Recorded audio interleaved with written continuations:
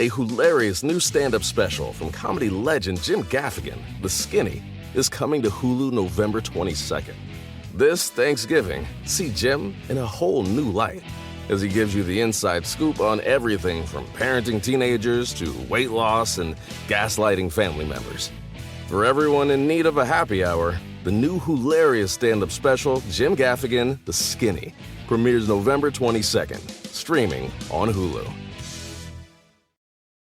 This Thanksgiving, Butterball wants you to really connect. Let's get back to laughing around the table, sharing stories, and making memories.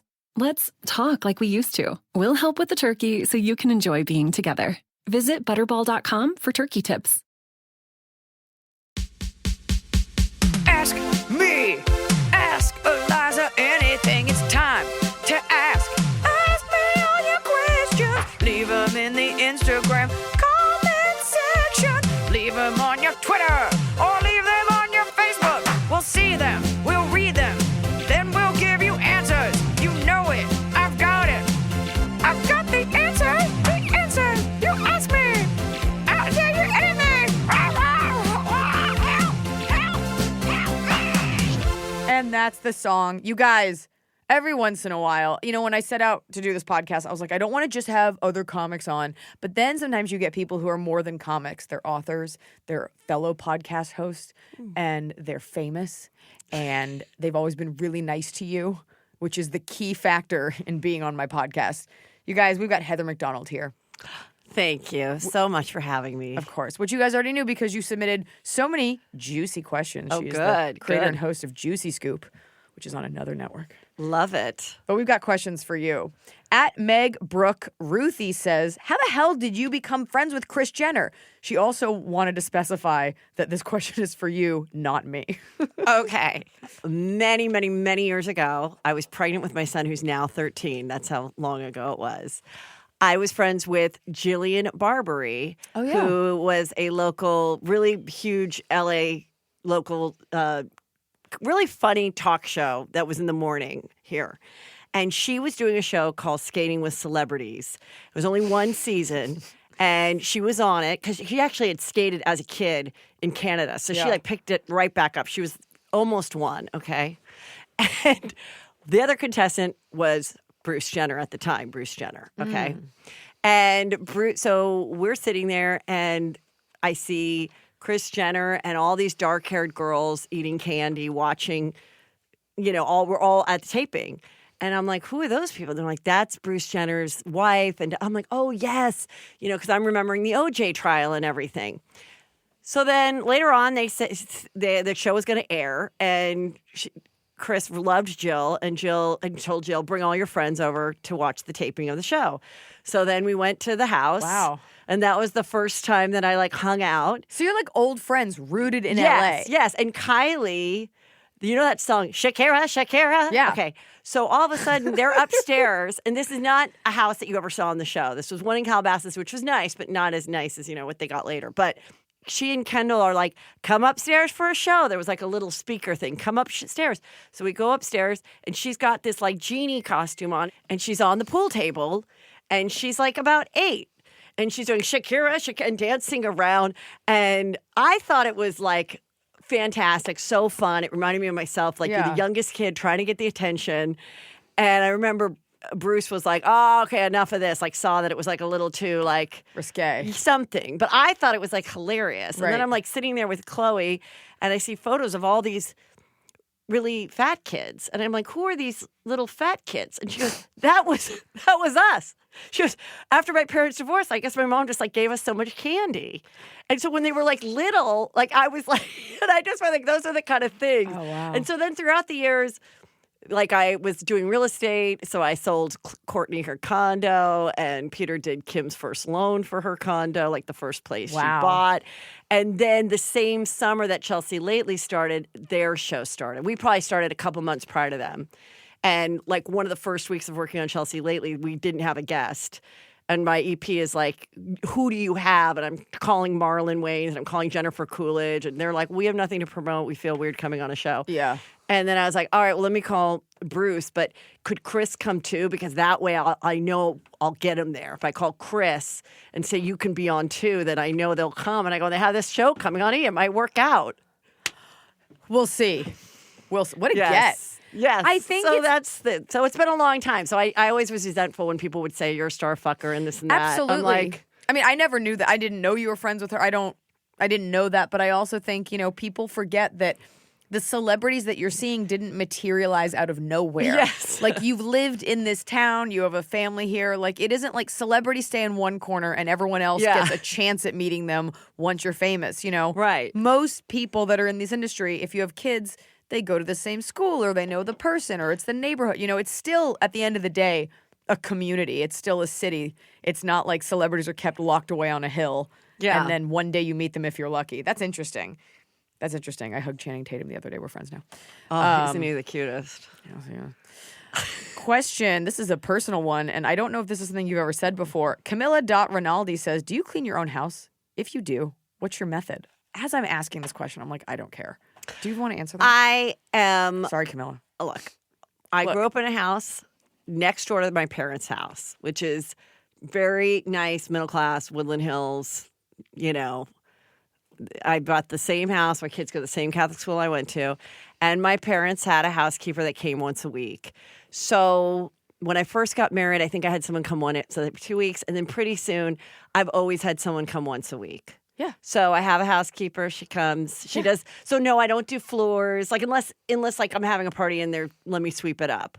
But no, like the floors and all that kind of stuff. I think it's have also someone do. having the house, your help.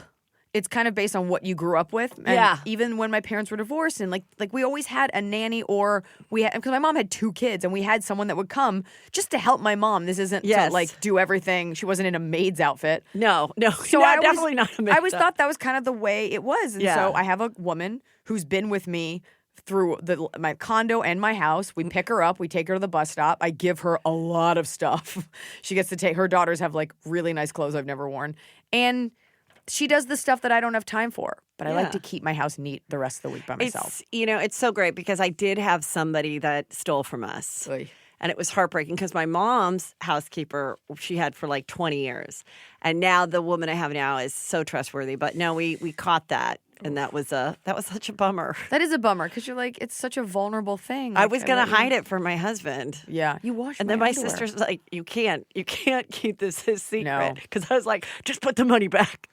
I don't know what I'm going to do without you. Just put the money back. I need you. Oh, that's such a sick relationship. Yes. Somebody says, keeping up with Colin. Yes. With a K. Yes, I know him. He's my friend. He became my friend. He went to lots of shows. This is for me. Yes. Heather McDonald is a real delight. Yes. I can't wait to listen. I would also like to ask Eliza if she enjoys a buttery Chardonnay, just like Heather does. Oh, do you? How much do you enjoy it a lot? You know what? I love it so much. It's my favorite drink.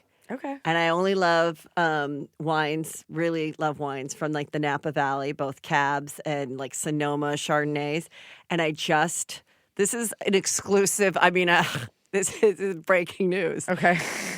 Peter was like, let's do this allergy test. So everybody in the family took out a piece of their hair and sent it.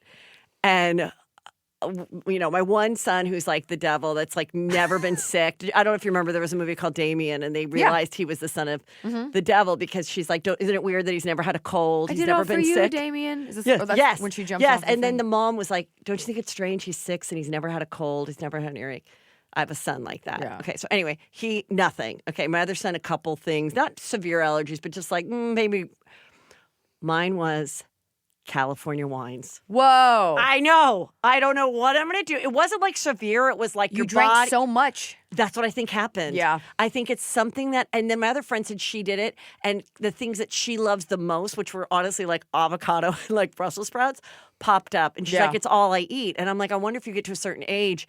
Yeah. And it's like, enough, girl. Like, find Give a it a new rest. path. Yeah. Or I wonder also like So I define try to allergic. have just like, it wasn't allergic. It said like low tolerance too. So you Like, just get drunk. That's all that means. maybe, yes. That's fine. But I also feel like worse hangovers and stuff. So now if I have it, I try not to have more than like 1.5 glasses max. I'm not a huge wine person. Red wine makes my nose a little stuffy. I Interesting. don't mind a buttery Chardonnay if we're eating fish, but I'm not. I don't Yes. seek out wine. I'm more of a vodka, a dirty vodka on the rocks kind of person, mostly because it has fewer I calories. love lots of drinks. I love a spicy margarita. I love a spicy I love a margarita. cucumber martini. Ooh. I love. I used to love a Moscow Mule, but it's too much sugar. Yeah. I used to love sugary drinks, like tiki drinks. And as I've gotten older, I'm like, just put the olive on the vodka. Leave me alone. Well, yeah, because that makes the headache the worst, the hangover the worst. The is sugar. The amount of sugar, not Absolutely. necessarily the booze. Fall has fallen, winter is on its way, the days are shorter. But just because, well, they feel shorter. And just because the days feel shorter doesn't mean your to-do list gets any shorter. You still have to power through your busy days. And a great way to do that is with nutritious food from Factor's no prep, no mess meals. At the end of a short day in the fall or the winter, the last thing you want to do is have to cook. Factor has got you covered from breakfast, snacks, dinner, anything in between. Factor has easy, nutritious options to keep you fueled, like their chicken Florentine with spinach and garlic chili cauliflower. You bet. That's what I want to make myself at the end of a day where I am exhausted and my husband isn't home. Whether you like routine or you enjoy mixing things up, Factor has you covered with 35 different delicious meals every week and over 60 additional convenience options you can add on, like keto cookies, pressed juices, and smoothies. And because Factor meals are chef prepared and dietitian approved, you're going to love not only Factor's meals taste, but also how they support your goals, even if your goal was just making yourself dinner. Head to factormeals.com/Eliza50 and use code Eliza50 to get 50% off your first box and 20% off your next month. That's code Eliza50 at factormeals.com/Eliza50 to get 50% off your first box, plus 20% off your next month while your subscription is active. The holidays are here. And for a lot of us, the holidays mean decorating, hosting, celebrating. For me, it means a lot of traveling. And nothing feels better year-round, but especially during the cozy holidays, than a restful night's sleep in soft, luxurious sheets. Boll & Branch's signature sheets are made with the finest 100% organic cotton, and they get softer with every single wash. You already know that I got Boll & Branch this summer when I needed breathable sheets to sleep in, but this holiday season, I'm actually gifting some of my friends and family Boll & Branch's Ultimate Softness Bundle. I get to choose a signature hem sheet set in any color, a signature hem pillow set, and a waffle bed blanket. And they're all getting juniper because I think it's a classy color. This way you know you have something nice to sleep on when you visit. It's the perfect gift for you and them. Gift you and your loved ones a better night's sleep with Boll & Branch. And right now is their best offer of the entire year. For 25% off plus free shipping on your first set of sheets, head to bollandbranch.com/Eliza. That's Boll & Branch, BOLLAND branch.com/Eliza for 25% off. Limited time only. Exclusions apply. See site for details. So finally, fall is here. I have been looking forward to it. I have had a hard year in a good way. You know, like I had a baby. I have been on a nonstop tour, nonstop traveling, and it's been hot. So I'm looking forward to, of course, pumpkin spice, everything, cooler weather, and slipping into a cozy sweater from Quince. I've talked about Quince before. Quince has beautiful leather jackets, cotton cardigans, soft denim, and so much more. All Quince items are priced 50 to 80% less than similar brands. Dressing expensive doesn't have to be expensive. Their clothing is beautiful, it's durable, it stands the test of time, and it's what I like to call a capsule wardrobe. I got an Italian wool cocoon coat. That's one of those, you know, it's got like a European collar and it covers my butt so I can walk around New York City and not be chilly. And Quince only works with factories that use safe, ethical, and responsible manufacturing practices. Get cozy in Quince's high-quality wardrobe essentials. Go to quince.com/Eliza for free shipping on your order and 365-day returns. That's QUINCE.com/Eliza to get free shipping and 365-day returns. Quince.com/Eliza. Here's a personal question. Yes. At Lynn's Takes Awful? Takes of L. Takes of one. Come on, Lynn. How would you deal with a female boss who constantly belittles you, makes up lies about you, and says you're incapable of your job, yet you've won awards and constant recognition from higher ups? Do you give in and find another job or give her a breakdown? HR and be a basic bitch? Help suggestions? Well, I've lived it. Let's hear it. There was a female EP at a show that I did for 7 years. Figure it out. And very passive aggressive. I think she wanted to. I think she started out with aspirations of being a on-air personality, and then as time went on, she was happy to have this job, but she was not on the show.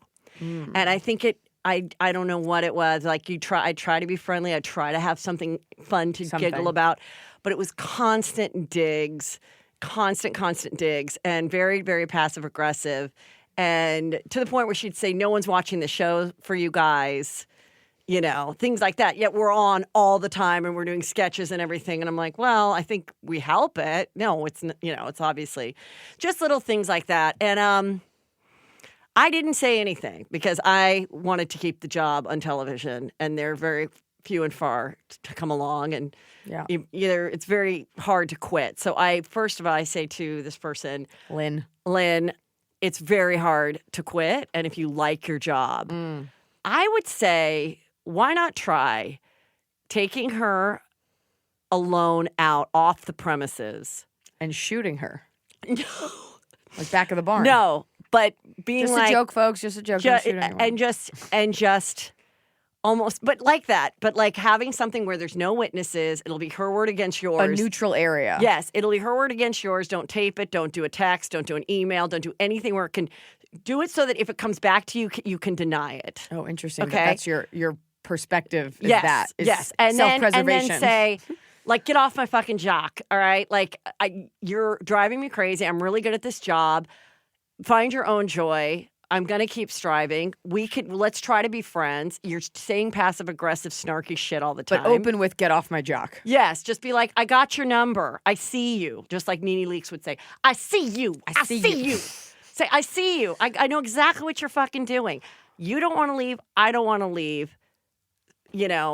And I'll deny that this conversation ever happened if you want to go to the bosses. I like how, like, the overtones and undertones of you, it's so aggressive, but then you throw in there, like, we can be friends if you want. Like, okay, maybe, after you say get off my jock. Well, I think, it's you're probably not, but I think, look, I had one major working situation in an office in my life. The rest were very little and in between. So I only have that to give advice on. And I made a lot of mistakes during that time. Right. But I also know to people that if you're going to complain, be ready to have to leave. If you go and complain about this woman, they may then turn and go, it seems like you're not happy, and they'll like manipulate you into quitting.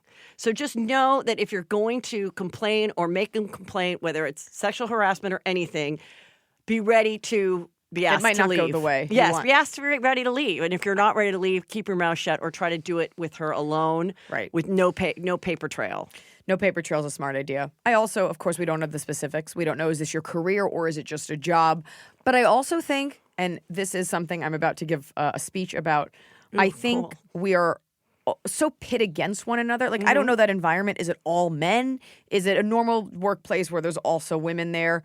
Maybe you are hard to work with. Maybe she's just a bitch. But I do think, and I never give the benefit of the doubt because I'm always like, what is your fucking problem? Yeah. But giving the benefit of the doubt because there might be a moment, like if you're just kind and she's like, you're right, and I am going through the worst thing and I'm so sorry. Like there's a version. Well, let me tell you what I think. Oh, no, sorry, finish what you're saying.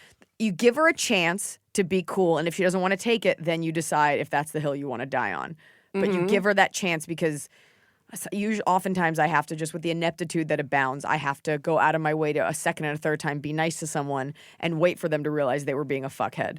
The other thing I think that one of the reasons as women I don't think we've gotten as far as we have gotten is that, and another reason why I think women like to hire men, especially gay men, as people to work for them instead of females, is because by seeing a version of yourself 20 years younger than you working for you. We're assuming she's younger.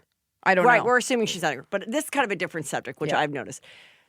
That, to some women become bitchy and passive-aggressive and mean to the 20-year-old female assistant because they see the mistakes. They're like, oh, this girl has a nice fiance and she's pretty and she's got her whole life ahead of her and I made all these mistakes and I'm bitter and I don't want to see that. If it's a guy, straight or gay, in that position, it's like a relaxing, like, I don't want to be you. So it's like, I can't be you. So there isn't that competition. And I think that's unfortunately why you hear so much that women don't help other women in the workplace. I think we can all trace it back to All About Eve. Yes, I loved All About Eve, the best ever. But also, this idea that we always take everything as an attack. This girl's just living her life, and it doesn't mean that you are not going to live yours or that you're old or that you're ugly. Like, we take everything so personally because society structures it that way. But that's what they want. Listen to me. They want us to fight each other so that we can't get ahead. Mm-hmm. So every time you slight another woman for reasons she can't help, you're playing into a patriarchal game. Remember that. Very good. Right? But also, True. Don't be a bitch. But recognize that about yourself, too. And you might not even be realizing that you're doing it. Yeah, there's that. So Heather's right. You take her to a desert, an undisclosed location, a warehouse, and you reservoir dog it up. I see you. I know what you're up to. Stop it. If you can. If you can. CX_, I hate underscores. You know how I feel about that. CX_Skittle says, my best friend is a girl. And he's a dude, and I looked him up, and he's a cute dude. Okay. I did I should have been doing other things, but I spent my afternoon doing that. Good. CX Skittles says, my best friend is a girl, an attractive one. I couldn't find pictures of the girl, though. Okay. Attractive one, and we're both single. Because, women do this amazing thing that men don't do much, which is called listening and giving solid advice. I already like him. We're strictly platonic, and that's all it will ever be. My other female friends have no problem, but my male friends, this is weird, can't wrap their heads around it. How do I deal with guys giving me shit about it? Like say, oh, why aren't you hitting that? You've got no game. This is interesting because it's never men that I know. I think what's kind of great about this new generation of men coming up is, and I think that they're going to be the ones that really help us flourish in a workplace.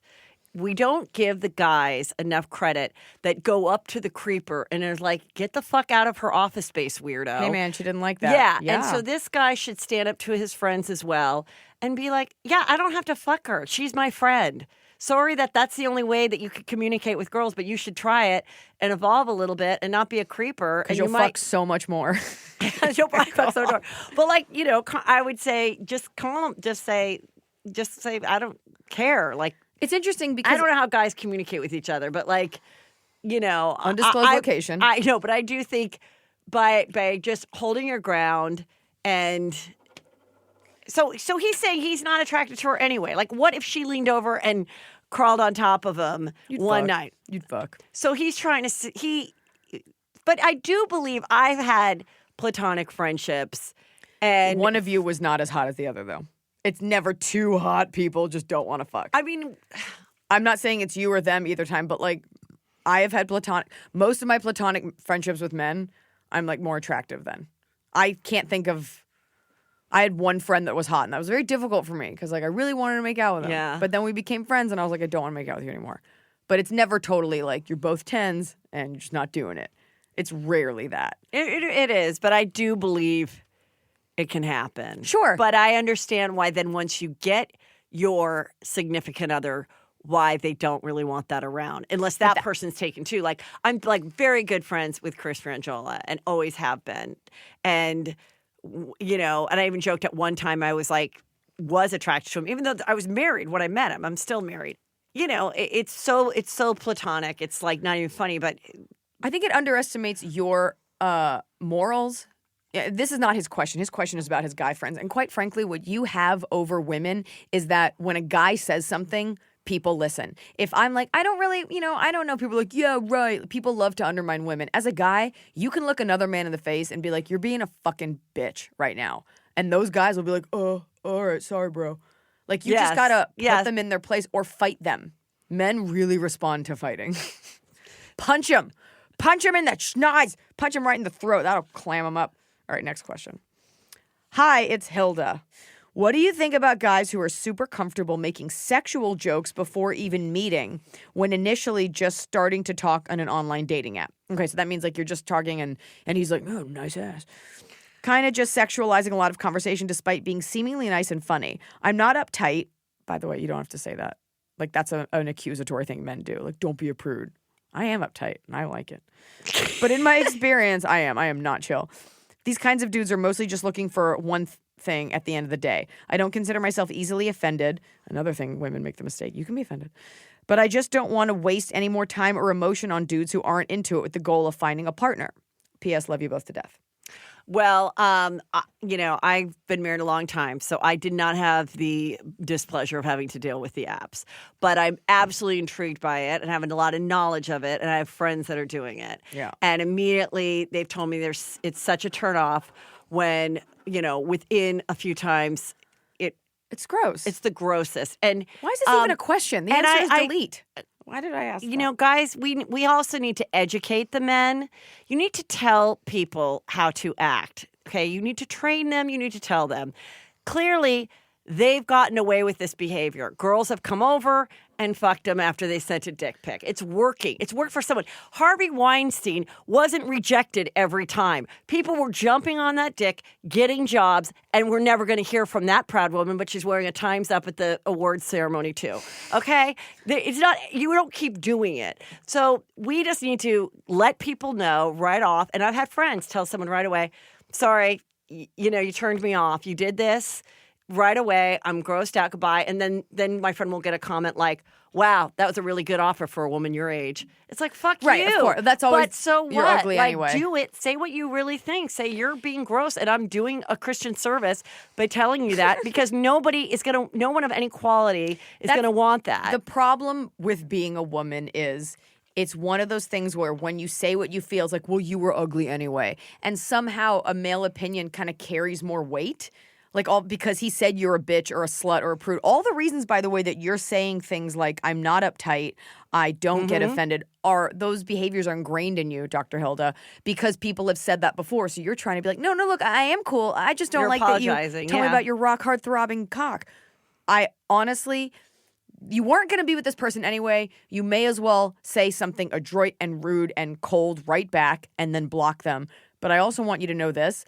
Like, and I'm not saying he's so great, but he's great. My husband never did that to a woman. My male friends never did that. Men that I like and respect weren't like, oh, you want to touch my dick? Oh, never mind. Whoops. Hey, do you want to go see an art film? Scott, you don't do that.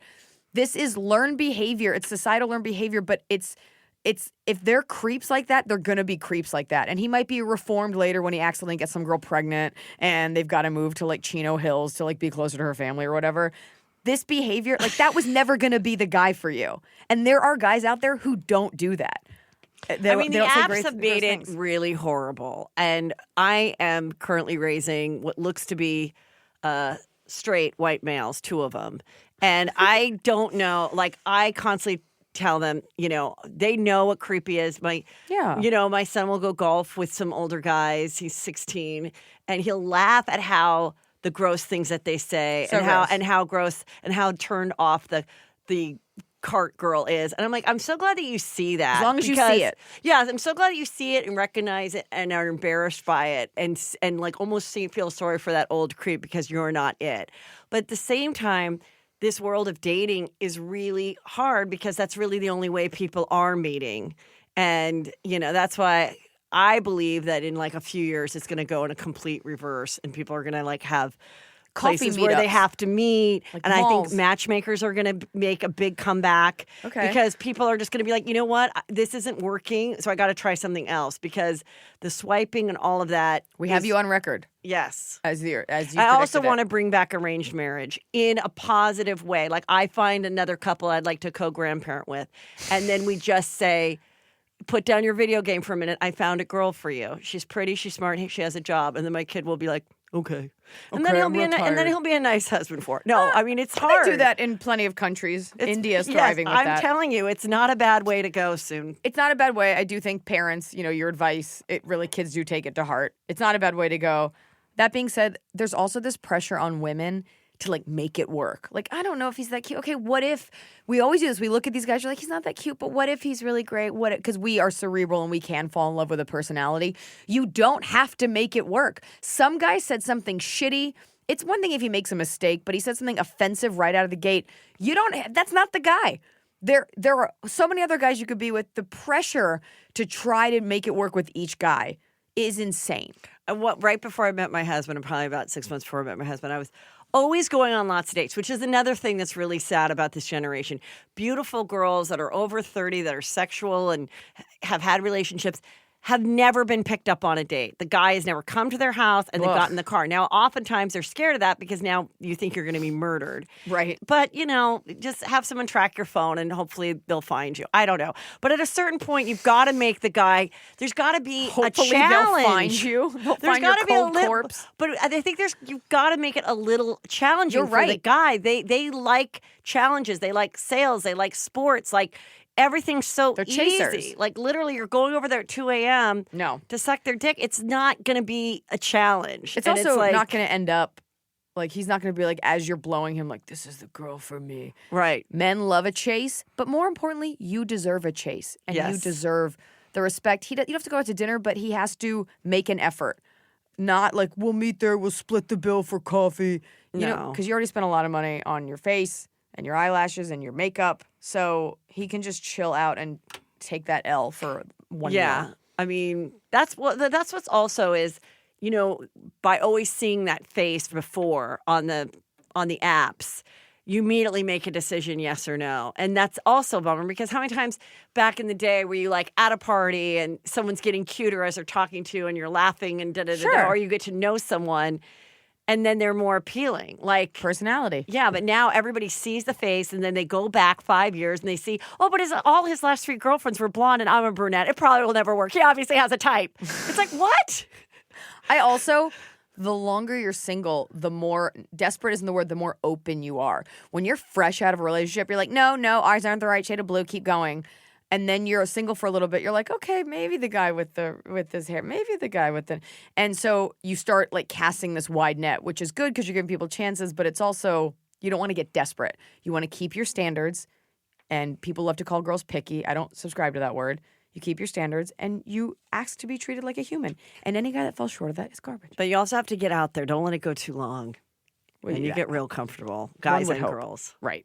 I've noticed that, at least since I've had my babies, that I smell differently when I sweat. Maybe I'm just like getting older. I don't know, but I smell differently. And I don't love that. If I'm on set or if I'm on stage or if I'm doing anything like functioning in public and I don't want sweat stains or to be aware of my stinky, stinky pits, that's when I turn to Lumi Whole Body Deodorant because it keeps me smelling fresh all day. Lumi is seriously safe to use anywhere on your body. Pits, under boobs, right ladies, thigh folds, belly buttons, butt cracks, your feet.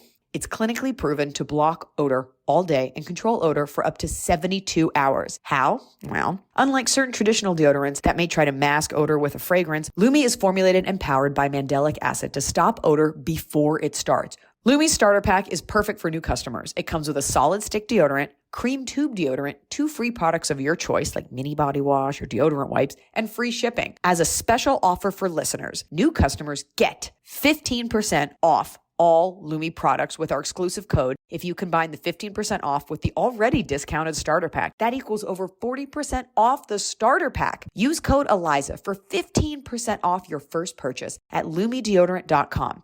That's code ELIZA at LumiDeodorant.com. A hilarious new stand-up special from comedy legend Jim Gaffigan, The Skinny, is coming to Hulu November 22nd. This Thanksgiving, see Jim in a whole new light as he gives you the inside scoop on everything from parenting teenagers to weight loss and gaslighting family members. For everyone in need of a happy hour, the new hilarious stand-up special, Jim Gaffigan, The Skinny, premieres November 22nd, streaming on Hulu. Anonymous. Like you, I'm assuming both of us, I'm in the entertainment business. I'm an opera singer. Recently, I found that a female friend/colleague of mine has been less than friendly toward me. We're both in relative competition with each other for work, and I've been gaining more success than she has recently. As a result, I've noticed our friendship has taken a turn, and she has been rather cold and snippy with me. Part of me feels that it comes from a place of insecurity on her part. I've been supportive toward her when she's feeling down, and I always offer to be available when she needs to talk. All in all, I'm just getting frustrated since I feel like I'm slowly losing a friend. Any advice on how I should approach this? Should I let it go or try to talk to her about it? Heather, your thoughts? Well, because they're both opera singers, and they probably For are the world. So they're probably really are in competition with each other, and I think it is really going to be hard to be supportive of each other. I really do, and if Male or female, by the way. Maybe you can handle that better as far as like who cares, or like I always used to think when I'd go on audition, it took me a long time to not be like jealous and all that. And I still am. Okay. But like I would remember I'd go on an audition and people would be like, oh, Sally, and they'd hug each other. And I think, good luck. They're great in there. Get that part. And I was like, wow, they're so evolved. Don't they realize that the girls, the competition? But then I later realized, no, really, if the part's not yours, it's not yours. It wasn't meant to be her showing up. Yeah. But then also sometimes you see someone and you're like, fuck, they are better for this than me. And I swear. I remember one time I went for a part on Friends. Okay. By the way, Heather was also on Frasier. Oh, which is my favorite show, and I know the episode because you were one of Frasier's blind dates, and I you know. made "arr." You told like a pirate joke. I'm Yes, a huge I Frasier did. fan. So okay, I was so excited. It was going to be like like kind of a small co-star, guest star thing, but not like huge part. And they had to like decide that day, and so they're like, just wait. And I did it and killed it and everything. And then they're like, okay. And then just then this girl walks in. She's like, I'm here. Ugh. They're like, oh my God, Kelly is here. Hold on one second. I'm not kidding. Kelly is here. And then they go in and I'm hearing hearing laughter and everything. And then they come out and they're like, she's still in there. And they're like, okay, thank you so much. You were great. Oh. So look, Your face just my point faded. is, if your friend got laryngitis or you got laryngitis, maybe if you got laryngitis, she probably wouldn't feel that. She'd probably feel bad that she didn't feel bad, but she wouldn't feel bad because you're in a competition. It's going to be a hard friendship. It just really is. That's all I can say. Yeah. You're the one more successful, so it's easier for you to be like, should I talk to her? I don't know. Right. I wonder how you'd feel if she was really more successful. And maybe you are one of those Yeah. people that's just big about it, but if you reverse those roles. That being said, let me say this. You want friends that can evolve with you, and you do want friends that can be happy for you. And it's natural for them to look at you and be like, I really wanted that. And I say this all the time, you can't take every friend with you. And it sucks because she's one of the few women that probably knows exactly what you go through. But that's a toxic energy, and you might be putting too much energy into this. Like, if she can't get over it, then okay, we're just not that close anymore. I've had friends like that. Yeah. Where I'm like, look, I'm more successful than you, and I don't rub it in your face, but you take this also personally. I remember I had a comedian friend, okay, in our 20s. Well, she was a little older than I am. She was quite a bit older, actually, but she looked really young. And we talked all the time. And there was competition, yes, but not really, because she was such a different type than I, and we had so much fun, and we were so supportive, and we'd make each other laugh. We'd do gigs together. And then one day she just really was blowing me off. This is back when you would leave messages and voicemails and stuff, not answering me, not calling me back, to the point where like I finally left that final one, like, I don't know what the hell happened. This is the last time I call you, whatever. See her like 6 months later, and she's being very like weird and aloof at the Comedy Store. And then I kind of stopped doing stand-up for a while. So I never saw her. And then many, many years later, we finally somehow hook up and see each other. And I go, why did you dump me? Like, what did I do? I've literally been wondering for like 8 years. And she said that one night we were all hanging out at the Comedy Store, and she was talking to Johnny Sanchez. You know who Johnny Sanchez is? The comedian. And I joined the booth. And she thought I was hitting on him. I didn't even know she liked him. He's much shorter than I am. I was never attracted to him. I thought we were all platonic friends. And that's when she turned on me and was like... And didn't have the balls to say, hey, I like him. Oof. But maybe I feel like it was getting to a point where then we had the same manager, and maybe it became a competition thing. I don't know. But years later, I saw her, and she was really sweet. And like, she came to my dad's funeral, and we've kind of like lost touch since. But Who is it? I have to know. Tell me. I'll tell you after. But I mean, I think she's like a great woman. Like, I think there was a lot of great things about her, but that was just really weird. And I wondered for so many years. So I do think sometimes you got to dump people, but God, if there's a way to kind of let them know like why you want to take a break without breaking their heart. But it's kind of like what you were saying about the boss. Like, give them Oh, I think you're all about like give them a moment, like take them out for coffee, be like, I want get it off your chest. Yeah. Like let's just lay it out there because like I want to be friends with you, but I don't want this to be painful for anyone. But I do think this life is short and it's worth saying it, So, Yeah. and I think people sometimes put out a shitty vibe. And God, had you said that to her and she was like, I like Johnny, you'd be like, oh my God, I didn't even realize I was talking to him. And you could have. Yeah. Female insecurity, it's such an enemy to women because it creates all these enemies in our minds and it pits us against each other.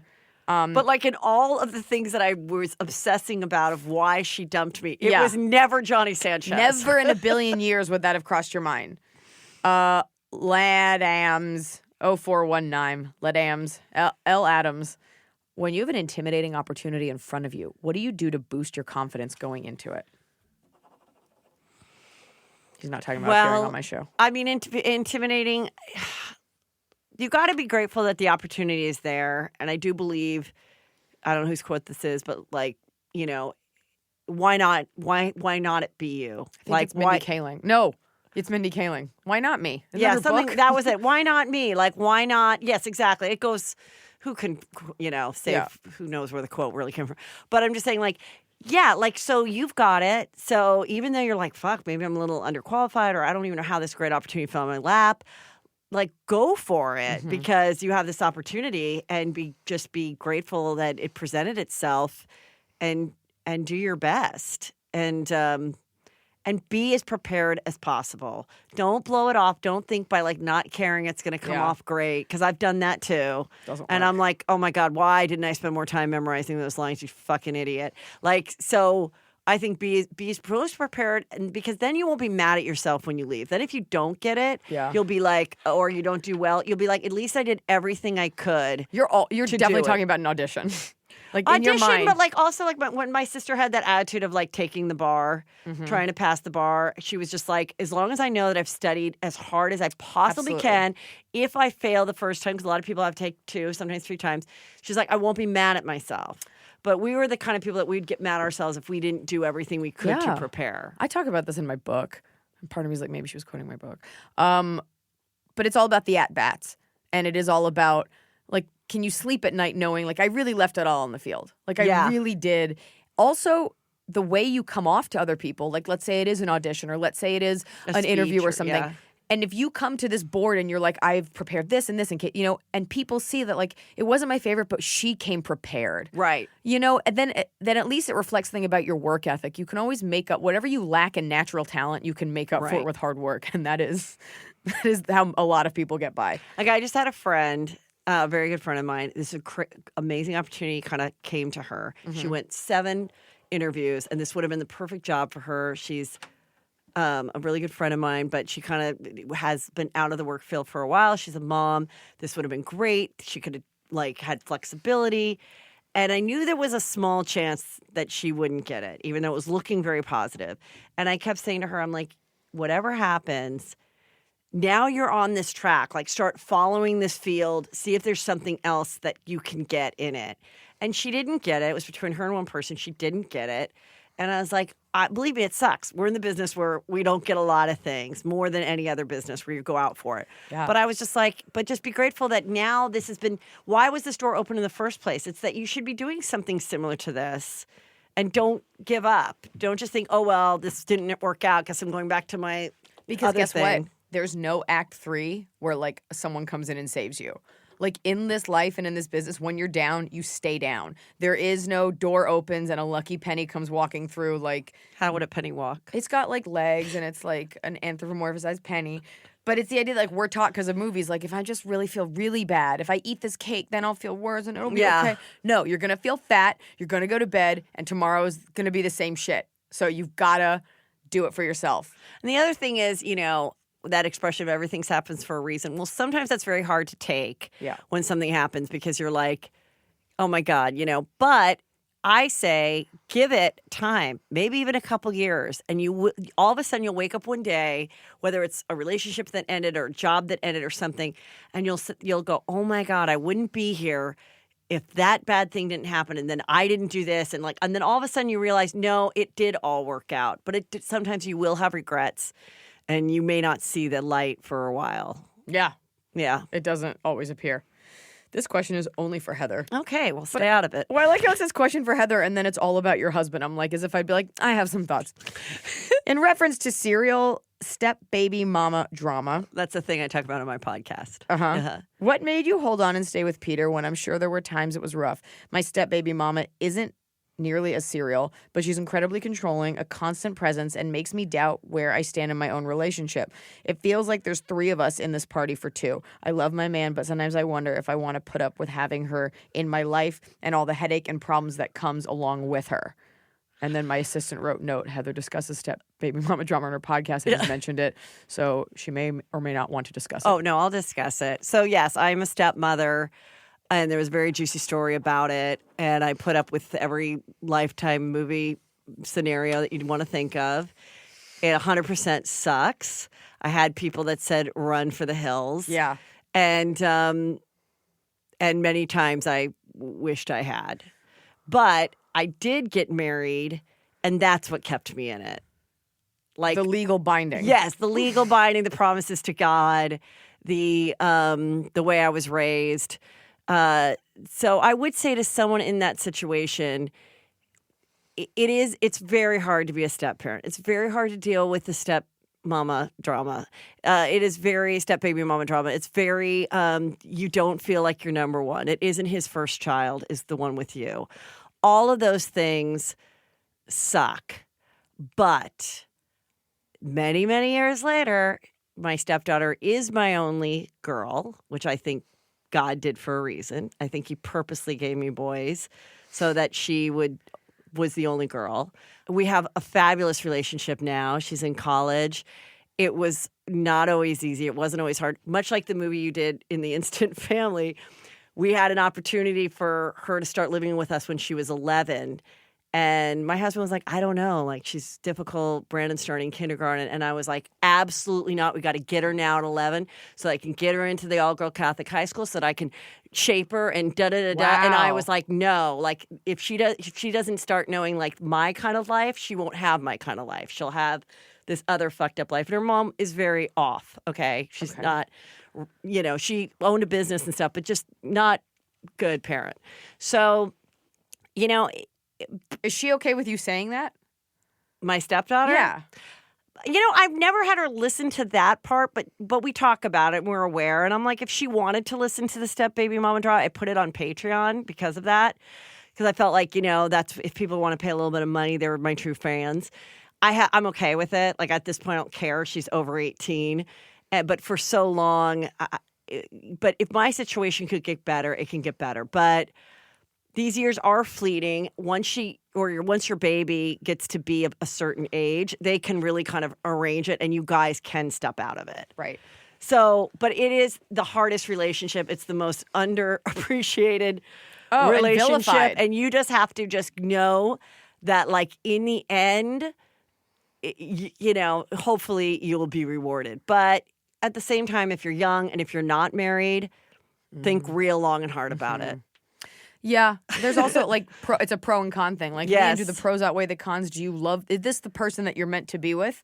Then you'll figure it out. I think that's really gracious of you. When you were telling me that story, I was in my head. You were going to be like, "Yeah, no, she can't live with us," and you were like, "Get her in here. I want her to have a better upbringing." Yeah, and I don't think a lot of people would do that. I think a lot of people would be like, "I don't want to deal with that," because I really saw it as like, this is my daughter for life until hopefully she's about 50 and I'm, pushing 80. Okay. So a couple shitty years, and those years are you only have one shot at those years to make sure that the kid isn't getting vaping. Yes, I don't like kids who vape. That they don't start smoking pot, that they don't start becoming a cutter, that they don't get pregnant. You have like these few years to make sure. And even then, they could get real fucked up at 27 or become a schizophrenic in college. It's never over.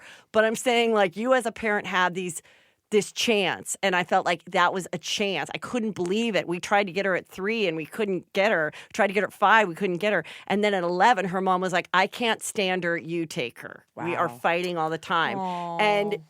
And it was the best thing for her. And I think they don't have a great relationship, but they have one. And I think the only reason they have a little bit of one is because she didn't live with her mom. Wow. They just didn't, it wasn't a good combo, I mean, these are all, I come from a divorced family and parents that picked one kid over the other, things like that. So it's always so specific, but I don't disagree with you. If you're single and this guy's got, I hate to say it, but baggage, think long and hard. And again, I don't believe in soulmates. Like, there are other men you could marry, but if this is the one, then you don't get to complain about it ever again. And it's really hard because as the girlfriend of the guy with the kid, you're just hearing his side probably. And you don't have a kid and you're coming in like Mother Teresa, like, oh, I know, like, you know, I know how great things can be. And not that I did that at all. I tried to be friendly to the girl.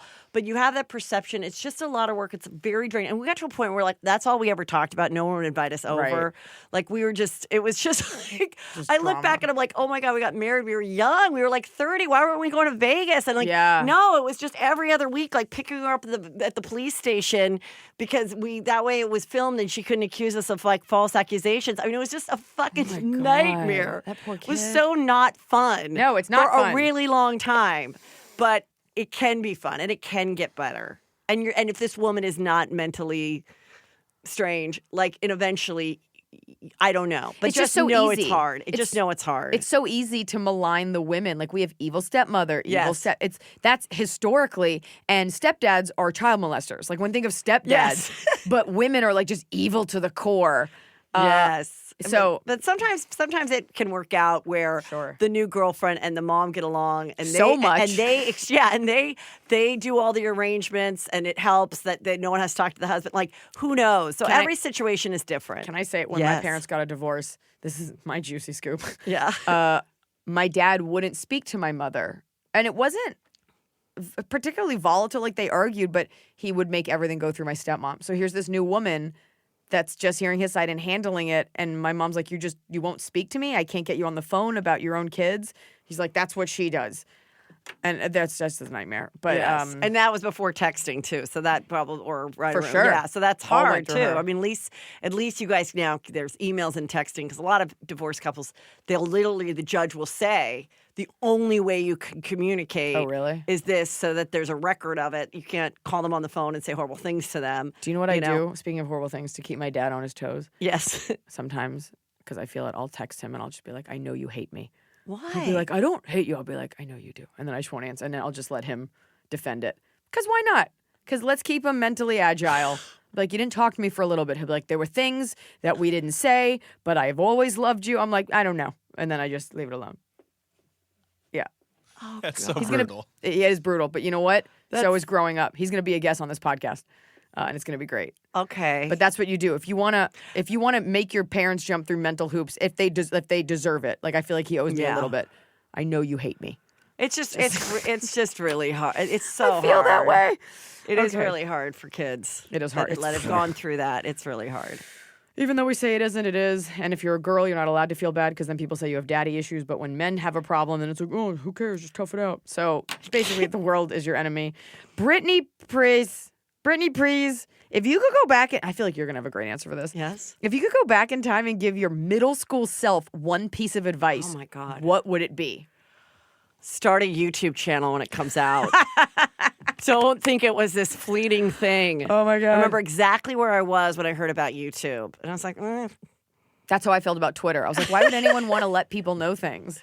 But that was way off. So middle school. That's your piece of advice? No, I mean. That's hilarious. But middle school, I guess don't be hurt that, like, I guess I'd say, hey, just know that, like, you're going to kill it in college, but you're going to be, like, ugly and no one's going to ask you out for a really long time. And don't worry about it. And I did kind of know it. Like, even in 8th grade. You knew it was going to get better. Like, even in 8th grade, when they were people deciding who was going to be most successful, I knew it would be the girl that had, like, a 4.2. But I also was like, it's totally going to be me, but no one's going to see this now. I know it. Same way. I'm like, I know it, but it's going to go to the girl who has a 4.2 who now just, like, runs the lunch program at my school. Like, is that true? Yes, it's true. But she has a good life. But I'm saying it's not the most successful person if you were to look at what is success. And then it's like define success. But yeah, exactly, you're right. Doing the lunch program is so much better than doing stand-up. I don't know. It sounds really sedentary. I like that because I was the same way. I'm like, you guys, one day you're going to see this. Like, I always had so much confidence, even though I wasn't the prettiest. I was just like, no, I've got a great body and I like hot dudes. But that's just something you're born with, that weird confidence, that insidious confidence. My advice, I don't know, because that makes it sound like I made a mistake when really, and this is the story of my life, I think I was super cool and I don't know what those girls' problems were. So my advice is, hey, little girl with the curly hair, you keep being you because all those other girls suck. And yeah, you're going to get a nose job and things get a little bit easier. It's going to be cool. Same advice you had. Yeah. Yeah. But I always thought I just remember like my parents would forget to pick me up from school. It'd be raining, but they would tell me like, don't get in the car with anyone else. We're coming. But we didn't have cell phones and stuff. And I remember I'd just be like looking at my feet, like walking through puddles home in the rain. And I was like, this will be the opening scene for my made-for-TV movie about my dramatic, awful life. Like I was always like, one day there'll be a movie, and this is going to be the opening scene. Oh my God, that's And then so I'd get home, and funny. my parents would just be like drinking coffee, reading the paper. Oh, we forgot we drove you today, because I normally would ride my bike. And it like wasn't that bad. It just sucked. No, it just was. Yeah, Oh it my was just. God. But I just wanted like the sympathy of what that was. Also, here's my advice. If you're going to Yes. threaten to run away, you have to pack more than cereal. And like you can't just go to the front yard behind like a hedge. You got to make them feel it. Next question. J. Larrabee says, do you think it's appropriate? I didn't even read the question. I just saw the word Snapchat. I was like, we're asking this. Okay. Do you think it's appropriate for a married 37-year-old man to only message you on Snapchat? We worked together and he watched my dog once and invited me over for dinner with his wife and son. I never thought it was weird, but my boyfriend thinks it's hella inappropriate and gets jealous. I'm 28 and we work in the timber industry in Humboldt. BTW, come up and visit your brother. Oh, this is obviously to me because my brother lives up there. Okay. Do a gig in Humboldt. That's weird that we know that. He's absolutely fishing to get to fuck you. 100%. Hot take. 100%. And just quash it. Just be like, just go, hey, or eventually go, hey, my boyfriend's not cool with you contacting me outside of work. Why put it on the boyfriend? Why not just step up and be like, You're right, but because you have to work with him, I do think putting it on the boyfriend will make it a little less uncomfortable because it's going to be uncomfortable. That's why we've been sexually harassed all these years because we're uncomfortable and we're like, oh, you dirty old man. You know, instead of standing up to it. So if she's still working with him, it makes it a little weird because you're rejecting him. Like, and that's the thing. Once you've pointed it out that you're creeping me out and I'm rejecting you, now they're uncomfortable every time they see They're you. upset, And they sure. could possibly jeopardize her position. So I think if she was just like, I know it's all in good fun, but... you could put it on your boyfriend. Yeah, like, but he's so weird. just be like, my boyfriend doesn't find it appropriate. If you need to get a hold of me, just text me normally. Here's my problem. My problem is that a 37-year-old man has Snapchat at all. Well, I tried Snapchat. It was so hard. I'm like, basically, Instagram does it all. Why do you need Snapchat? I don't get it. It's kind of gotten washed away. Not many people use it. Okay. Then part of me was like, what if you concoct like a... But he does Snapchat because it goes away, right? That's the whole point. He's contacting but you her. can still screen grab it. It Yeah. does go, but it does go away. Yeah, it's I not forgot like about that. It's not like a text that'll live until you delete, or get a new phone or whatever.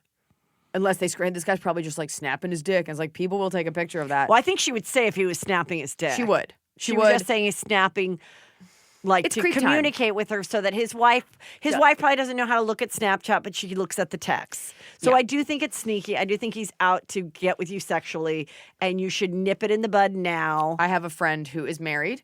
Anyway, and I never talk to him, but when I do on a rare occasion, he's like, yeah, just DM me on here. And I'm just like, I am not going to fuck you. You're married now. I'm married. Like, this is so... And I know, like, there's something shady going on, so I just unfollowed on Instagram. I was like, I don't need anything I think from a you. lot of people, guys especially, because I've had friends tell me this too, they kind of are like literally throwing out the fishing rod. Like, see if they still got it. Like, even if you were like, all right, meet me here tonight, I'm ready to fuck, they might be like, well, no, I can't. That's what you should don't know do. how far they will go. No, that's what you but do to they're shut it down. definitely enjoying this dance of flirtation and all he's of this. taking a dump with a beer, and he's like, oh, I bet I can get an erection. Hey there, And it's Larrabee. such a slippery slope once you start going down that emotional relationship stuff, which you can't be, which it is. If you're not being completely honest with your Right. spouse about Right. it, then it is. People do that. I definitely have male friends where like they're married or getting married, and I'm like, you would cheat on her right now. There are red flags in conversations and just thing, and I'm Yeah. just like, oh my God, my husband would never do that. I would never do that. It's a creepy thing. This guy, that's what you should do, is you text back like, let's fuck now. And he's like, I can't. And be like, get out of my way, little boy. Like, you can call his bluff. Don't do that because he will fuck you. And don't do anything where you have any kind of record. No, like, don't do tell it. him again in person. And be like, hey, don't, you can't do this anymore with me. My boyfriend is getting pissed. Yeah, you could do that. Or be like, I know it's innocent. I know you didn't mean anything about it. I enjoy our friendship here, but we just have to communicate here. Or just stop opening your snaps from him. Stop opening. Yeah, you could do that too. And just be like, I've been so busy. There's also a version where you concoct like a thing where you pretend like you get mad and you're like, I'm blogging you on Snapchat. He's like, don't. You're like, no, I am. And then block him. Like you can make a whole joke. I like the idea where you just don't open your fucking snaps. Who cares? Yeah. How many snaps? Just don't. Or just be like, I'm not really on Snapchat anymore. Just be like, I'm doing a social media cleanse. You can say the dumbest shit to guys, and I know, believe but you. I do. Yeah, going back, I You're do right. think just you need to You're nip right. this because you work with him. He's got a wife. You never know how weird the wife might be, and suddenly, like, she's at your doorstep. Like, just nip this in the bud. Listen to me. Just be like, it's not cool. Listen to Heather, but also listen to me. Screen grab every one of those motherfuckers. Yes, Okay? I do agree with that. That way, when he Evidence. gets squirrely, you say, okay, I've screen grabbed these, and if you think it's innocent, I think your wife would be interested to know why you have a Snapchat. Yeah, or if you're trying to screw me, like, professionally at the timber yard or whatever. At the yeah, then like don't even fuck with my job right now because I have inappropriate stuff from you. And by the way, we're going to the darkest place because we live in Hollywood. He might just be like, oh yeah, sorry, I didn't mean it. And it's fine. I love my wife so much. Okay. All right. So that's our Okay. advice to you. Yes. Humboldt's really far, but I will be in Sacramento soon. But this probably will have come out by then. So we're going to, this is the last question. Stefan_NJ. Believe it or not, I've actually thought about this. In honor of Heather, what would Eliza's housewife catchphrase be? Love you both. So what's yours? I don't even have 'Cause you're one. very much I've in that world. changed it so many times. People have given it me.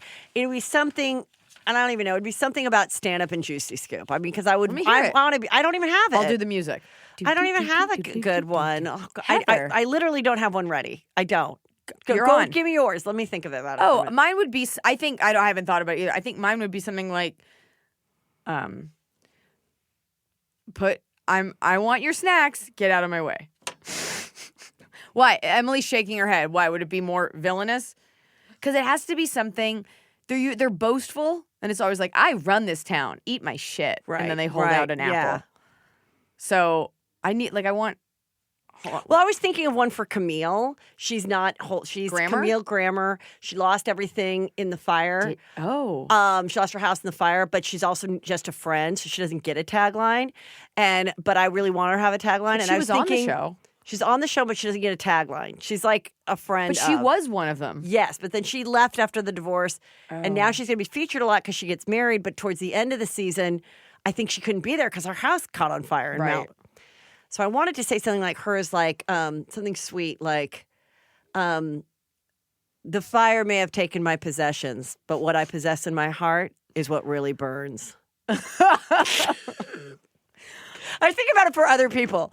I want yours. For mine, it'd probably be like. Wait, I've got one. Okay, go. Give it to Ready? Go, So go. I'm in a dress and I turn around and I just go, I will always ask to speak to a manager. That's good. I like it. I harass United Airlines. Oh, for I have sport. one. I Okay. have one. And Okay. this is a quote that I really live by. And it's perfect for housewives. And it's perfect for anybody in life. Okay? Sometimes the greatest gift someone can give you is treating you so badly that you can walk away forever. That's not. It's too long. But It's too long and it's not. I'm just like, oh. all right. Let me think of another one. I've got another one. Okay, go ahead. I have a solution to our city's homeless problem, but you're not going to like it.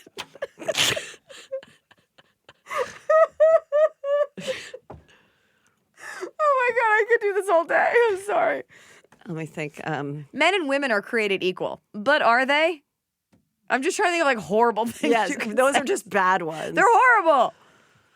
I just turn Okay. around in like a beautiful designer dress. 9/11 was an inside job. I can't even do this.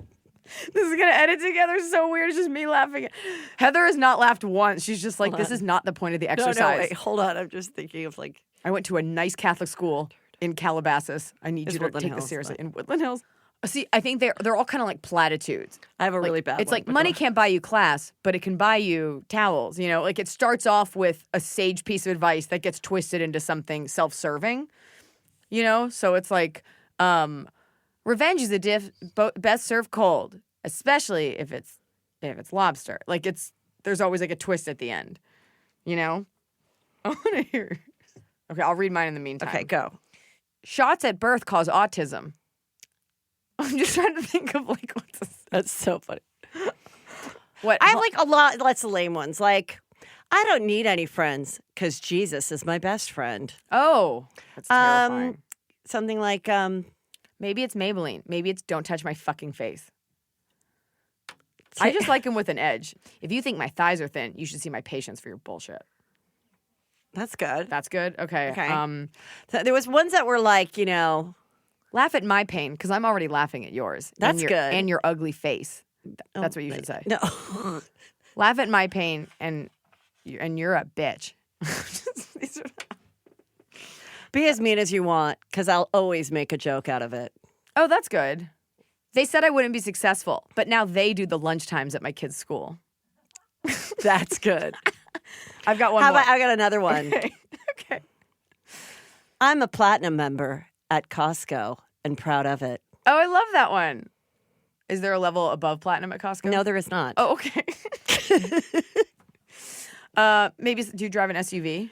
I don't no, not anymore. Oh. Well, we do. We have a Ford, like a Ford Explorer, but I mean, kids are big now. I never had the minivan ever. I drive an SUV to fit my husband, 3 kids, and all the shit I'm going to talk about you.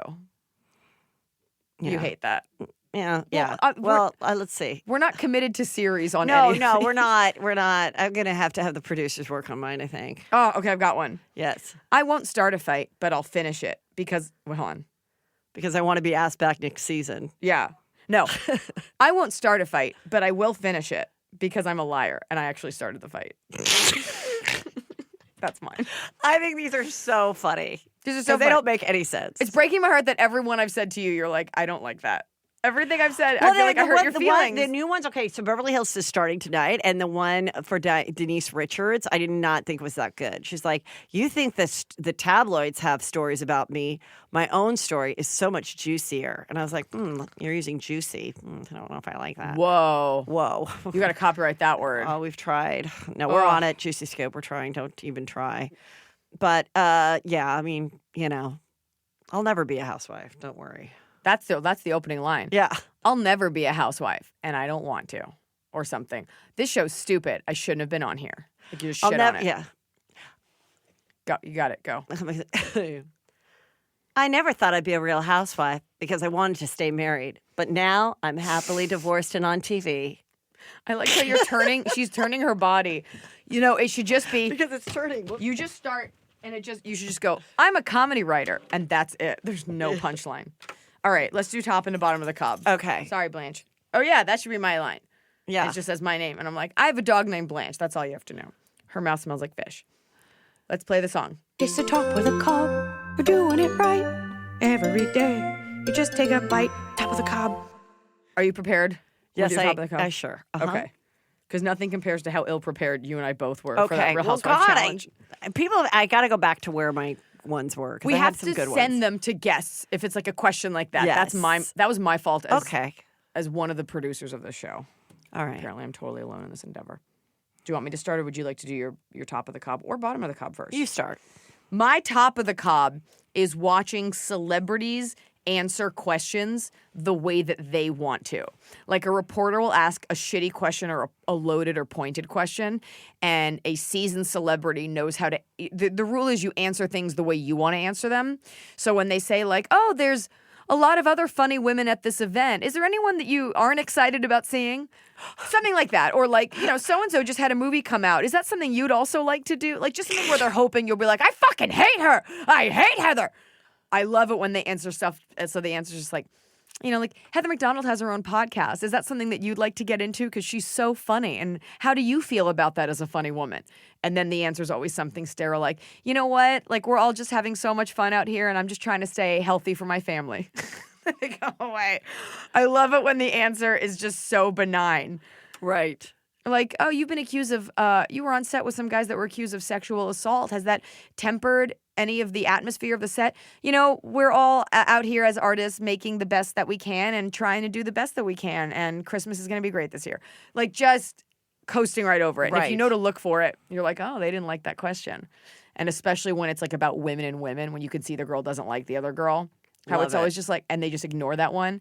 It'll be like, Heather, Tracy, and Miranda are here. Are you excited about seeing these ladies perform? And you're like, I love Miranda, Tracy. They're just talented women. The one that they leave out is the one that they don't like. And I love looking for that. Yes. Anyway, That's good. that's the top of the cob for me. Top of the cob for me is, and I'll probably go there after this, when I get so hungry, like closer to like 2:30, 3 o'clock in the afternoon, and I'm just like shaking with hunger. And I go to this place called Kava that's like Chipotle for Middle Eastern food. Ooh. And a lot of people go and they just get a few things in their bowl and they can actually shut it. But I know how to order. Like no one else knows how to order. And I get at least 2 meals out of that bowl. And the girl has no idea how hard it's going to be to shut that. What's bowl. the hack?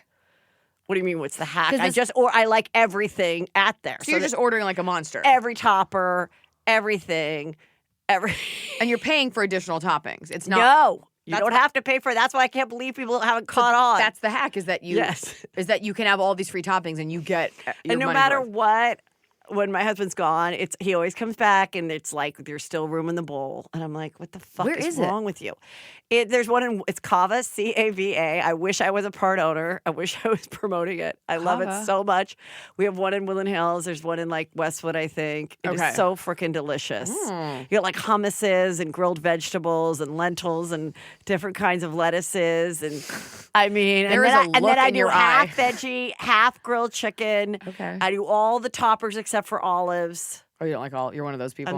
That's the only thing I don't like. Do you get that like Oh, pickled and I also stuff? don't like fennel. No, I don't like fennel either. Yes, It's gross. like black licorice. yeah, it's gross. Okay, that's your top of the cup is loading up on those free toppings at Kava. Yes. Yeah. Okay, And being like shaking hungry when I get it. that's how I take all my meals, like as if no one's ever gonna feed me again. My bottom of the cob Yes. is this Cardi B versus Nicki Minaj drama. Okay. I really enjoy both of these women. And I just don't understand, like, a queen of rap, like, whatever. Like, one has a Grammy, one has the most albums. Like, why can't we just enjoy both? There are so many male rappers, and I think it's such bullshit that they've allowed themselves to play into this. I don't really understand. It's so interesting because when rap first started, I was always like, God, these guys really are generous. They're putting each other on each other's albums. They're not worried that this young rapper is going to like take over for them. They're the most non-jealous people in the world. I really thought they were so collaborative. And then the East Coast, the West Coast thing with Tupac, and then ever since then, it's like such horrible fights and so blatant, like in the music. I almost feel like they're playing to it, knowing that it helps their sales. I think there's that, but I also feel like, like Cardi B physically lashed out at Nicki Minaj, and then Nicki's whole album is Queen, and I feel like all of the lyrics are about why she, secretly about Cardi, and it's like, yeah, sometimes you're up, sometimes you're down, but like the idea that it's just the two of you, you almost want a third one to come in and blow them out of the water and be like, you shouldn't have been fighting. Like you can both just do your shit. And I just don't like it. I don't like how everybody has to act like it's one versus the other. I really enjoy both. And Cardi B took down her Instagram page and my Why? joy is gone. Why? She like went on this rant after she won her Grammy, which is rightful. Like she was just like, you fuckers said I couldn't do it and you gave me shit. And it was just like crazy. And she took down her whole Instagram page. And now my sunshine's gone. Yes, because I used to when she's like, so I'm going to tell this guy to come over and like do me in the ass because I'm just like really horny and stuff. And it's like, but some of you motherfuckers have to realize like I'm a mom. Like I've got lots of stuff to do. And blah, blah, blah. Like the way she talks, it's just, I cannot get over it. It's like, she'll come back. I enjoy her because she's authentic. Like at the core of what How do you she's feel about saying. people having social media breakdowns? I'm Do you here live for it? No, I don't live for it, but it's also like we're all supposed to be and give everything, and then when you get upset, it's like, oh, you're losing control. And it's like, okay, so because she showed that she was human. Right. And then it's also like, where's that line? Like, so I cry on social media, I get upset. That's okay, but yelling isn't okay. People don't like it when women show emotions. It makes them uncomfortable. Mel Gibson went on an anti-Semitic rant. Like, he's fine. Right. So I think we like to vilify women for getting angry. I do feel like there's this new social media thing where it's like, here, I'll say this. This is what I hate. This is the bottom of the cob. Okay, I'm ready. Is when people don't realize that they're being suckers over a social media post, meaning like someone looks amazing in a bikini, but they'll turn and they'll make sure that like a one little dimple of fat is showing, and they're like, yeah, that's a dimple in my thigh. And I don't care. Yeah. Because these thighs have carried 3 babies. I'm a mother. I'm a mother. You know, and then everyone's like, who could have said your body was bad? You're amazing. You look great. And what type of person would criticize you, Right. a working mother of 3? And I'm like, you guys don't realize that they were fucking trying to get the compliments? Like, how 100%. dumb are you? I've been that how person. dumb are you? Totally. Don't be tricked by the humble brag post. Please don't be tricked by it. And I've done plenty of them. I think it's the nature of this medium is that it's you're showing. But you do make fun of that. Like you'll be like, you'll look really good, and you're like, yeah. What is these? Do you love these curtains in the back? Like wink, wink. Like I kind of love that, and I think it's great. And it's like, yeah. Sometimes I'm like, hey, I've been alone for 3 days, and I didn't eat last night, so I'm taking a bikini shot, and I don't know how many years I've left looking this good. So guess what? Why can't? Let me gain 100 pervs that will never buy a ticket to my show, but. It Or gives me a just- little boost. But you're not allowed as a woman to be like, I look really great because it's like, Yes, what a you show. are allowed. I agree with you. And when I was younger, we weren't. The worst thing someone could say is that you were conceited. No. Now everybody's conceited, and it's Everybody fine. is. That's why we're using Instagram. I'm saying you should be allowed to say that. Nobody wants to look like they're bragging, but it's like, who cares? The fact that you're putting your face on the internet at all. I post just as many ugly pictures as I do attractive ones because some days I think ugly is funny. Some days I want to feel pretty. And we love to judge others for it, but we all do it.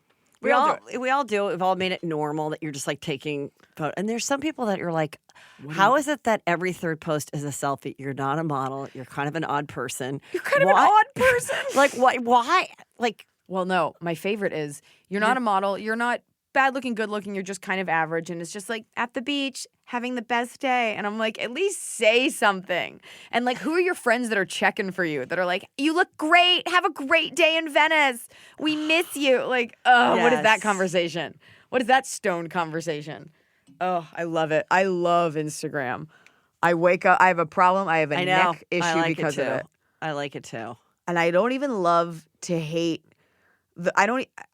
I love attractive women. I follow a lot of beautiful women, bodybuilders. Yeah. I like looking at that because I think if I look at it, I'll look like that. But I love the girl that's unaware that like you're not an influencer. Like my character Tamblyn. It's like nobody's checking for you. Nobody cares. And it's like drinking my Brita water filter. Have a great, you guys stay so safe. And it's like, you don't care if they die. Stay safe. Everybody. That's hilarious. I'm addicted to it too, to an extent. And then I'm like, stop it, Heather. And then some people I do have to stop following. Yeah, I've done that. I think it's a healthy thing. I think if someone's not in your life or anymore, or their success or their bragging is kind of giving you like a stomach pain every Yes. time, just stop following them. Don't worry about it. And you you know don't what? need to see it. Don't call someone out. I stopped following someone on social media. I didn't dislike them or anything. I was like, you know what? I don't really want. And people have unfollowed me, and I would never say anything to them. Yeah. And she like direct messaged me. She's like, you unfollowed me, and I was like, Was this like a personal friend? no, it was more of a business person friend. Okay. But it's like there are comics. Like I like them as people, but they You know have how- bad Instagrams. You know how Peter would have answered that? So sorry, it was my assistant. But I'm not refollowing you. He's always like, don't you ever take the blame. Always just say, oh, there must have been my assistant by That's accident. the LA. No. The prototypical LA response is my phone's messed up. Any I comic was hacked. Any comic you can't get a hold of, oh, sorry, my phone's messed up. Sorry, I've been out of town. Like all these bullshit things where I'm like, if Michelle Obama contacted you But wouldn't I be do like, think you "Phone's can messed up." go, oh my God, I just saw this. Because sometimes you do miss something. You can tell. Like if I say, oh my God, I just saw this, it means I just saw it. Then there are people where you're like, you're sketchy as fuck. You don't answer the phone. You don't have a voicemail. You're lying. Most people are lying. And then you find out that they saw you flirting with Johnny Sanchez 12 years ago. And they're like, that's why I stopped following you, Eliza. And that's when you reveal to her, you're like, I did want to fuck him. I've been playing dumb. I for think he's 8 very years. cute and funny, and he was adorable at the time. But no, that was not my goal. As a true comedy writer and performer, you brought this whole interview all the way back around. And if you What a want to, nice little callback. thing. yeah, if you want to take us out on a beautifully written Real Housewives Apple reveal, Oh my God. I live south of the boulevard. not south of the border. That's if I was like a racist that had Right. was doing like That's good. That'll be our soundbite to promote the show. I've got one. Cocaine's more expensive than it used to be.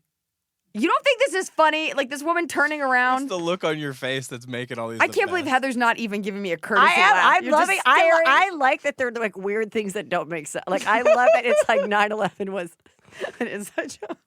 Yeah. All right, I like your south of the border one. You want to give one more? Oh, let's see. I won't try to follow you with something about huffing paint. Bleach isn't just for cleaning my husband's shirts. I also smell it. You know how people always say, like, I'm from the south side of Chicago? Mm-hmm. I don't know what that means, but I see what it means. It's pretty rough. And so I've always wanted to do something about the fact that I grew up south of the Boulevard in Woodland Hills. Mm-hmm. Like, I'm just a white girl from Catholic schools on the south side of Woodland Hills, a mile from Target. How did I get here, America? How did this happen to me? If it could happen to me, it could happen to you. Like, what? What are you like, talking why, about? I know. Why is it always like such a, I always, I'm like, I just always want to work that in that I grew up south of the Boulevard in Woodland Hills because I always think of like the south. So I like how you're like, I don't know what it means, but it seems rough. It seems rough because otherwise, why do you keep saying it? Like, no one's ever like, I came from the Upper West Side. Like, no one's ever bragging about being rich. So it's always like, I came from a bad part of town and like, I'm a huge success. But like, what if someone just was like, hey, I was middle class. Both my parents stayed married. I didn't have to pay for my college, so I had no debt. But I had a couple rough years where I was in, when I was trying to get some acting jobs. But I made it now. Like that's not a juicy story. No. I'll show you white privilege, and then you just turn around. Yes. And just jaywalk. Yeah. Smoking a blunt. All right. We can do this all day. Heather McDonald, your podcast is Juicy Scoop. If you love Juicy Scoop, you also have a Patreon account where people can get double Juicy Scoops. Yes. Friday, there's a new episode that I do, but there's lots of different things. You can go all the way back and listen. It's the juicier stuff. But yeah, check it out. I love doing it. And then if you like to go see stand-up comedy, like you like to go see Eliza, follow me at heathermcdonald.net and see if I'm coming to your city. I was going to do it for you. Oh, sorry. Okay. It's classier if I do it. It is totally classier. I'm making it work. Wait, it's .net? Yes, it is. All right. The people, it was someone won $10,000 for it, and it's not worth it. No, it's not. Especially in this day and age. Who cares? Follow her. Yeah, if you still like websites, go to heathermcdonald.net to see where her shows are. Heather McDonald on Twitter and Heather McDonald on Instagram. Correct. And Juicy Scoop. Trademark pending. But yes, Peter says it's coming any day. So don't try to steal it. Yeah, don't try to steal it.